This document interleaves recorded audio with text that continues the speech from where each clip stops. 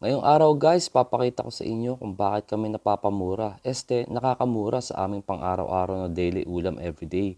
Kaya tara, let's go!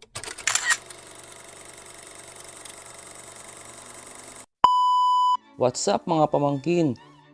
Sa ayun na nga guys, kung makikita ninyo na hindi rin naman kamahalan ang presyo ng bilihing karne ng pork dito. Pero alam nyo ba na mas nakakamura pa kami kaysa bumili ng karne sa mga grocery dito sa UK, katulad ng Lidl, Morrison, Aldi at Tesco.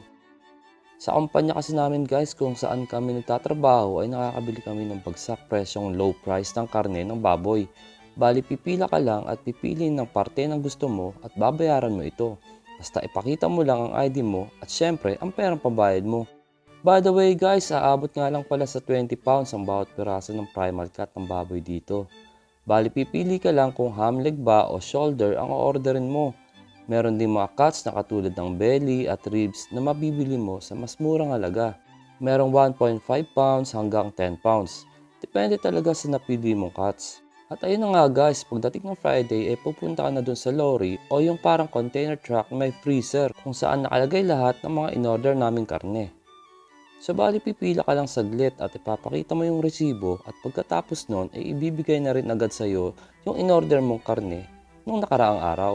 Mabigat nga pala ang isang piraso nito guys, aabot din ng almost over yun na 10 to 15 kilo ang bawat piraso sa halagang 20 pounds lang. Ganyan ka lang, pre?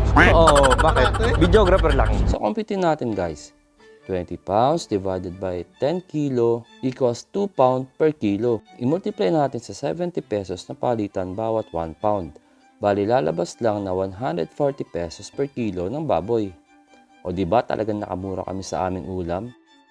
Pagdating nga pala sa bahay guys, hindi na nagpatumpik-tumpik pa si Marvin at hiniwa-hiwa na ang nabili naming karne sa tamang laki at sukat na naaayon sa gagawin naming luto. Grabe, talagang butcher na ang dati na.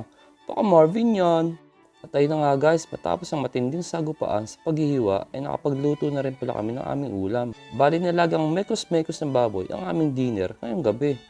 Kaya talaga namang na-craving sanitizer naman kami. Salamat nga pala sa aming chef na si Ivan na graduate ng Funerary Arts sa St. Peter's School of Funerary. Baka Chef Ivan yan. Grabe, solid talaga ang luto ni Chef Ivan guys. Kaya tamang food trip naman ng mga pamangkin. At ayun na nga guys, nasayang na naman namin ang 3 minutes ang buhay ninyo. Kaya hanggang dito na lang muli ang aming video. Love you all! I can hear the demons call when they do what they do. And now I feel like taking off, find a place with a view. The pain is never gonna stop if it's controlling you. I know that time can heal it all, I just gotta get through. I just gotta get through, I just gotta get through. Cause I feel like taking off,